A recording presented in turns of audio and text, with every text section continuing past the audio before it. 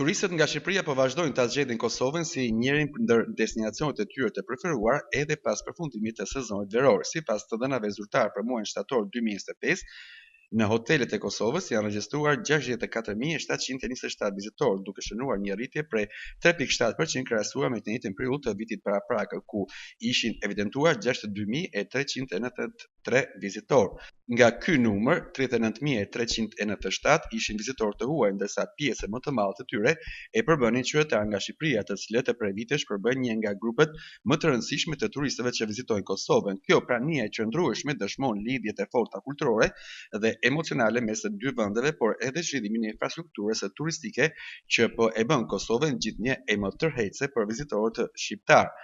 Prizreni ka qenë destinacioni më i frekuentuar, duke konfirmuar veten si qendër më të gjallë të turizmit kulturor në vend. Rrugicat me kaldrëm, kaldaja që ngrihet mbi qytet dhe ngjarjet kulturore që vazhdojnë gjatë gjithë vitit e bëjnë Prizrenin një pikë takim të natyrshëm për turistët nga Shqipëria.